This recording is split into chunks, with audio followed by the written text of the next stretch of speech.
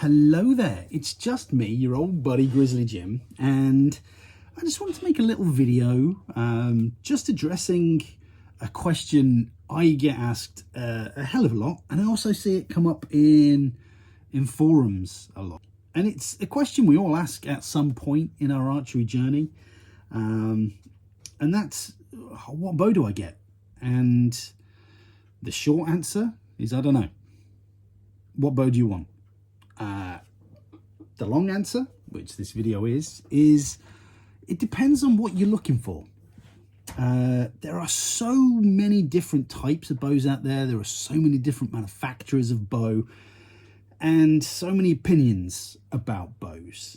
You might have a guy who's a hardcore bear shooter and he's going to recommend bear.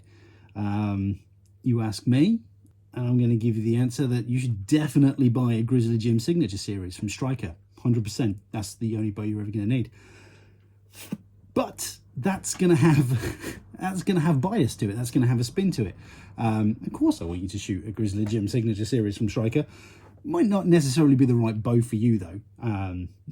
Be it from a price point, be it from the type of bow you're after.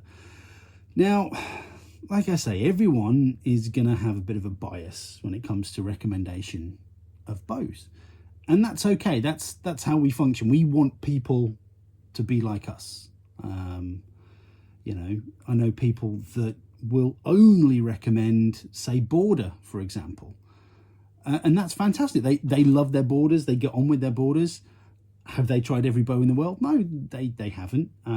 But they know what they like, and they're sharing that passion from a good place. And it doesn't matter the manufacturer, because there is hundreds of bow manufacturers out there. I'm in a privileged position where I've shot lots and lots of bows. Have I shot them all? Not even. I haven't even scratched the surface. Are there some bows I'd love to shoot? Yes, there is. I haven't got around to shoot them yet. I will one day. I plan to shoot as many bows as I can while I'm still here. But yeah, everyone's gonna sort of come at you with their own bias when asking for recommendations of bows. And I see this in the forums. And I know some of these people in the forums, and I can almost guarantee I know what they're gonna recommend before they even say it. And like I say, there's nothing wrong with that. It's just coming from a place of passion, and you know what you like, and you're gonna share that with other people. But that's just something to look out for when buying a bow. The other consideration is budget. That's probably the biggest consideration when trying to purchase your first proper trad bow. How much money have you got to spend? If you've got, $1,000, £1,000, €1,000, that's going to buy you a hell of a lot of bow. If you got 200-300, still going to get you a decent bow. It's probably not going to be as fancy. It's probably not going to have all the bells and whistles, but it's going to do the same thing pretty much. It might not do it as efficiently or as nicely, but it's going to do the same thing. It's going to send an arrow downrange at a speed from you to the target. And that's, that's the main thing. What you're looking for is something that you can rely on, something that's going to do it consistently, providing you shoot it consistently. And you're looking for something that looks good, because if you look good, you shoot good. I mean, looking good is 80% of archery. And if I'm honest, so is the other 20%. The main consideration is budget. Now, if you do have a big budget, look at sort of one of the higher end brands. You can spend as much money on a bow as you would like. That's the beauty of it. You will find a bow manufacturer out there that will make you a custom bow to your exact specifications and take as much money off you as you want to give them. For example, sorry to hark on about the Grizzly Jim Signature Series by Striker again. You don't have to buy one of those, but you should. When I was developing that with Dusty at Striker, I got sent a catalogue with all the different wood combinations and materials and things. And the first bow I spec'd up, no doubt in my mind, it was probably one of the greatest bows ever conceived. And Dusty he agreed. He says, "Dude, that's an awesome bow." it's like a $1,600 bow. Just because I got carried away and looked at the materials. And then I kind of had to go back and think, well, okay, obviously I want people to buy this, so what can I do? And I looked at some alternatives for these super duper materials. Like there was a lot of phenolic in there, and it was really nice, but it's a pipe dream. And I can't afford that bow. No one can really afford that kind of money for a bow. So I went back to the drawing board and I came up with something that was much more affordable and looked just as nice. So that's a consideration. You know, you can spend as much money as you want, and it's, you know, it's something special. But if that's not in your budget, I mean, that's still sort of what, I can't remember how much it is now, like $900 or something. That's, you know, still a lot of money. I'd still struggle to buy that, if I'm honest. But if that's not in your budget, then you've got to look for something a lot cheaper. And there are so many kind of budget archery gear out there. You've got sort of, a lot of them are actually the same bow with just different brands on them. So you've got like Mandarin Duck, Ember. I think that they're all basically the same. Like the Black Hunter. There's so many companies that make that bow, and it's a perfectly good bow for the money. I've got, it might even be somewhere. I've got a Mandarin Duck knocking around the workshop somewhere, and it is, for the money, it's a perfectly good bow. And if you're looking to spend, you know, a couple of $100 on your first bow, maybe even less than that, you're not gonna go too far wrong with that. It's gonna be fine. So yeah, it's a long roundabout way of saying, yeah, you can spend a lot of money, or you can spend not a lot of money and still get something decent. You know, for a bit more, you could get something like a Bear Grizzly. I think they're about $300-400 now. Perfectly good bow. I've had one for years. The quality isn't as good as they used to be. I've got an old Bear Grizzly. I say old Bear Grizzly, I think it's pre-2013, something like that. So it's really rich, nice wood. And then I've seen a fairly recent Bear Grizzly, and it looks like a floorboard. Still shoots fine, but it doesn't look as fancy. But perfectly good bow. A lot of the bear paw stuff is fairly decent. Again, so you can find bows to fit your budget. So don't overstretch if you can't afford to, and end up, you know, damaging yourself financially just to get a bow when there are perfectly serviceable, cheaper alternatives out there. Although my dad always gave me one piece of advice, and it was, get the thing. At the time we was talking about a bow, and he says, get the bow you want, because if you don't, you'll always regret it. You'll get something, the bow that you want, oh, it's an extra couple of £100 more than I wanted to spend, so you get something else, but then you always covet the bow you didn't get. So he said, just get the bow you want, which my mom, my wife, really disagrees with. But that's just a bit of an old advice from an old bloke who was trying to get me to buy a posh bow. But that's beside the point. But yeah, there are bows that will fit your budget. The next thing is you want to look at, especially if you're new to the sport, is poundage. You don't want to load yourself up with poundage. I've talked about this a lot, and it will wreck you. If you are overbowed, if you go out there and it's not a popular opinion, but it's my opinion, a lot of people are overbowed. A lot of people are shooting too high poundage because, you know, it's macho. Oh, you've got to shoot the high poundages. You've got to, not necessarily. You can achieve just as much with a lower poundage bow than you can a high poundage bow. Yeah, a high poundage bow is probably going to be quicker. You're going to have a flatter trajectory, but you're going to be struggling with it. So you're not going to be as focused. You're not going to be as accurate. You're going to be shaking like a pooping dog at full draw. You're not going to be shooting that bow as efficiently as if you was a few pounds under and you was in control of the poundage. You was in control of your shot. So especially when you're first looking at your first bit of archery gear, you want to be a poundage that you're comfortable with. Be that 30, 35, 40, 45, 25. It's all relative. No one can tell you what poundage to shoot. I mean, that's another question I get asked is, oh, what poundage should I shoot?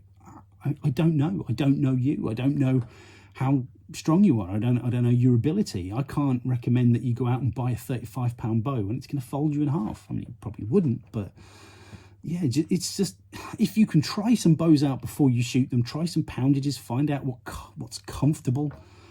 I mean, harking back to my days of when I was a junior target archer back in the early 90s, so like 93, 94, something like that. I was 13, 14 years old, something like that.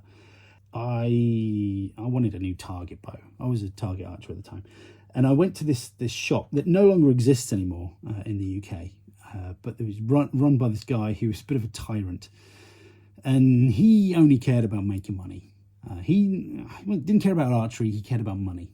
And I kind of wish I knew this now. Well, knew it then when I went, but you're young, you're naive. So I went to this shop with my mum and dad, and I was trying to pick out this bow. It was my first proper target archery bow. I'd had some trad stuff before, but I was shooting target at the time. And it was a Martin. It's old now. It was brand new at the time.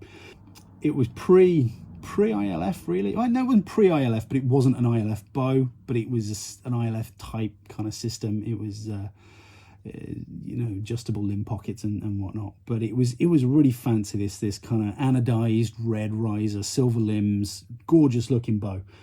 And as soon as I saw it, I was like, that's the one, that's the bow I want. And the limbs were 38 pounds, which to some of you probably doesn't seem a lot, but to me, a 13, 14-year-old kid, it was a lot. But because I was excited, and this guy, he'd let you shoot these bows, but he'd only let you shoot 3 arrows. I shot 3 arrows out of this bow, and they were great. I didn't struggle at all. But then again, I can shoot 3 arrows out of a 60-pound bow and not really struggle. Arrows 5, 6, 7, 8, 9, 10, it's going to start hurting. 11, 12, I'm done. So that's something you need to be careful of. I only shot 3 arrows out of this bow. That's all he'd let me shoot, and they were fantastic. I was like, yeah, Dad, this is the one, and this is the one I want. Perfect. And he's like, you sure? And yeah, so I took it to archery night, sort of like the following Thursday, I think it was. We were shooting indoors, and strung the bow. I was really excited. I was like, hey, look. And I was talking to my buddy Percy. I don't know if you remember Percy from back in the day at Archery Adventures.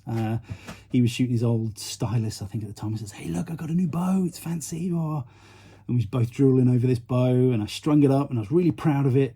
Shot 3 arrows. Went to do another 3. Really struggled. Couldn't pull it back. Couldn't pull it. I couldn't do it. It destroyed me because I was way overbowed. And this guy who sold me this bow should have known this, and he just wanted to sell the bow anyway. I sort of did everything I could. I wound the limb bolts out as far as I could to give me, a little bit of less poundage. And I took it too far, and the bow exploded. Like I say, I was a dumb 13-year-old. This stuff happens. And the bow was completely unsuitable for me. It was just wrong. So wrong for me. So me and my dad went back to this guy and says, look, you sold him this bow. It's not really suitable. Can we swap it for something else? I'm bearing in mind that the bow fell apart while I was shooting it. There was no damage to it. I think there was a little bit of a nibble on one of the limbs. And we was honest about this and says, look, this has happened, but you shouldn't have really had this bow anyway. Can we, swap it for something else, pay the difference? And he was like, no. He just refused. So I ended up selling it to someone at the club at a massive loss for me. And then I picked up a compound for a little bit, but that's a story for another time. But that's just a little anecdotal story about sort of picking the right bow and the right poundage, and how picking the wrong poundage can be detrimental. I mean, if you are overbowed, and you continue to shoot while overbowed, yeah, you're probably going to get stronger, but you're probably going to hurt yourself, and you're probably going to pick up some bad habits, and those bad habits are going to get ingrained in your form, and it's going to be really difficult to recover from that over time. as I said in one of my other videos, you know, practice, one of the sayings is practice makes permanent. And if you permanently ingrain a bad habit into your archery, it's so difficult to unlearn that. It's so difficult to get away from that. So that's just something to bear in mind, is about poundage. So we've looked at budget, we've looked at poundage. The other thing is length. Length is very important, especially with trad bows. Now, when you compare trad bows to target bows, yes, they come up a lot shorter. And shooting a short trad bow isn't the same as shooting a target bow that's too short for you. They're designed to be short. You know, the average length of a traditional bow is, I think, is about 60 inches. I shoot a 62. I've got 60-inch bows. There's a couple of 52-inch bows. I've got two Ben Pearsons on the top of the rack there that are 52 inches. There's 58 on there, 60, couple of 60s. A horse bow, I have no idea how long it is. But yeah, so it varies. I've just made a string for a 48-inch bow. It varies. There are so many variations. But the thing to look out for when you are getting into archery and you are looking for your first bow, yes, short bows look awesome. I think short bows look really cool. But obviously the shorter the bow, the more acute the string angle is going to be, the more finger pinch you're going to get. Obviously the longer the bow, the more forgiving it is for the most part. The longer the bow, the less finger pinch you're going to have. A general rule of thumb is short bows are quick, long bows are slow. There are exceptions to that rule, but that's a good jumping off point. That's a good thing to kind of think about. But you get into efficiency and things, but a longer bow or a longer working limb is going to be more forgiving. It's going to be smoother to draw. Now, I wear my heart on my sleeve. I like my striker bows. I mean, I'm wearing a striker t-shirt and I'm wearing a striker hat. I feel like Garth in Wayne's World, you know. People don't do things because they're getting paid. I don't get paid from Striker. I shoot their bows because I like them.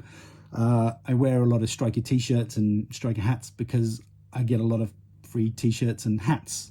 Basically, the only things I wear are branded archery t-shirts and my own merchandise. I don't think I have any normal t-shirts. I will one day, I promise. But yeah, I don't want you to think I'm doing that. But one of the reasons why I like Strikers is there's a short riser but a long limb. And a long working limb, it tends to be quite forgiving, and it's very smooth. Now, I've got some 50-pound limbs for my striker. I'm shooting 45 at the moment, but I can shoot the 50-pound limbs. But I've also got a 50-pound... What is it? I think it's a Drogan or something. I've got another bow. I can't remember which one it is. That's 50 pounds as well, but I can't pull that one back quite as well. It stacks a little bit. It's a little bit heavy for me, but because the limbs are a bit longer, a bit smoother, I can shoot the 50 and it's not a huge problem. Otherwise, I'm say shooting the 45 at the moment, which is about my wheelhouse. Maybe I'll get back up to 50.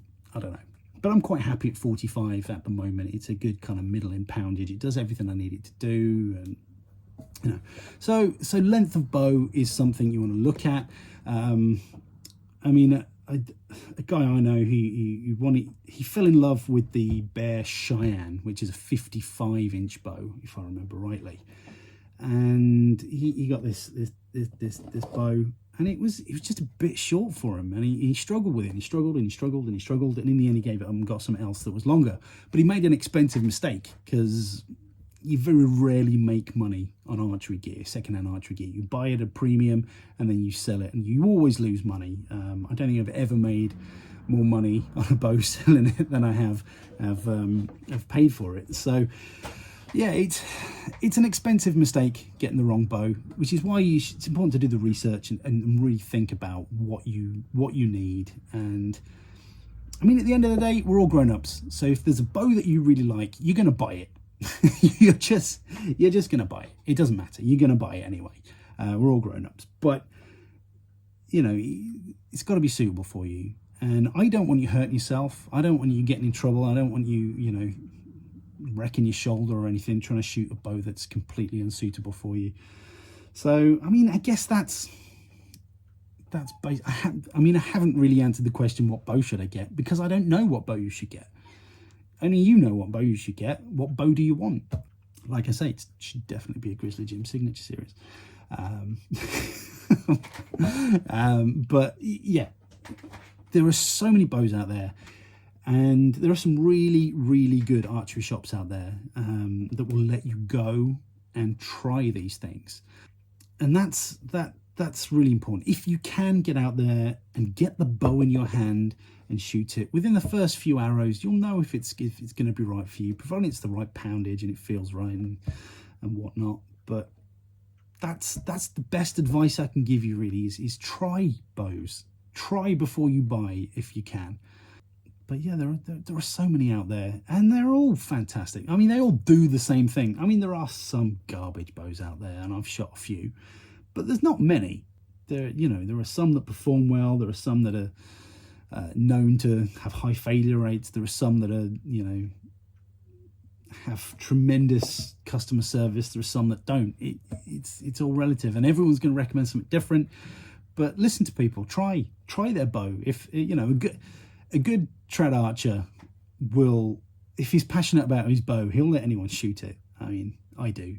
I mean, some people get very precious about their gear, but I'm one of those guys that, hey, yeah, shoot it. In fact, I was at ETAR, and it's the anniversary of ETAR at the moment. It's ETAR 2022 at the moment, and I went back in 2018. That was an amazing weekend. But I think I even let a guy I've never met before, I let him take my bow around one of the courses. You know, it's a good trad bow. You know, if someone knows what they're doing, they're not really going to wreck it. So yeah, let people try your gear. I mean, there are some horror stories. I know I've had some horror stories of people shoot my gear, but I'm sorry, that's a long one. But yeah, just a little rambly little video. Hopefully there's some nugget of something in this video that might help you if you're looking